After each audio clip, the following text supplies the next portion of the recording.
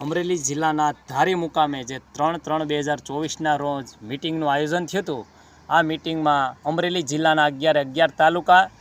તેમજ જૂનાગઢ જિલ્લો, ગીર સોમનાથ જિલ્લો, રાજકોટ જિલ્લો, દરેક જિલ્લાના આગેવાનો દ્વારા જે મીટિંગનું આયોજન થયું અને સર્વાનુમતે જે નિર્ણય લેવાનો એ નિર્ણયને અમે જોગદિયા પરિવાર આભાર માનીએ છીએ। અને આ નિર્ણય લીધા બાદ પણ અમુક લોકો કે પીએલ મારુ સાહેબ છે તે મારા સન્માનીય વ્યક્તિ છે, નવચેતનભાઈ છે તે પણ સન્માનીય વ્યક્તિ છે, પછી આપણે વસંતભાઈ ચાવડા તે પણ આપણે સન્માનીય વ્યક્તિ છે। આવા સારા કહેવાતા વ્યક્તિઓ દ્વારા પણ જો આવો નિર્ણય સમાજનો આવ્યો હોય છતાં પણ કોઈ અલગ પોસ્ટ દ્વારા સમાજને હજી પણ ઓલા કરવાનો, કોઈ ગુમરાહ કરવાનો પ્રયત્ન કરે છે તો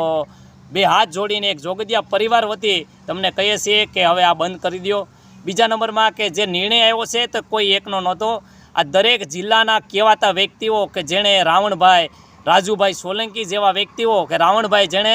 5 કરોડની જમીન, પોતાના બાપની જમીન 5 કરોડની એણે દાનમાં દીધેલી, એવા વ્યક્તિઓના અધ્યક્ષ સ્થાને આ મીટિંગનું આયોજન થયું હતું અને સમાજના કહેવાતા વ્યક્તિઓએ બધાએ મેં નિર્ણય લીધો છે, કોઈનો એક વ્યક્તિનો નહોતો। તો હવે આ વસ્તુને બંધ કરી દો અને રાજુલા મુકામે જે વાડી અને હબ બંને બનવાનું જે વાત કરી હતી એ બધું હવે બંધ થશે અને જે રાજુલા મુકામે એકમાત્ર વાડીનું આયોજન થશે અને હબ માટે જે લોકોએ ફંડ દીધું છે તે ફંડ હવે પરત કરવાનું થશે અને જે જોગદિયા નામનું એક અમરેલી જિલ્લો, ભાવનગર, ગીર સોમનાથ, સૌરાષ્ટ્રના દરેક જિલ્લાનું એક જે જોગદિયા નામનું એક ટ્રસ્ટ બનશે અને ટ્રસ્ટ દ્વારા એક 10 વીઘા જમીન લેશે અને ત્યાં એક એજ્યુકેશન હબનું નિર્માણ થશે તેવો સર્વાનુમતે નિર્ણય લીધો છે। જય ભીમ, નમો બુદ્ધાય।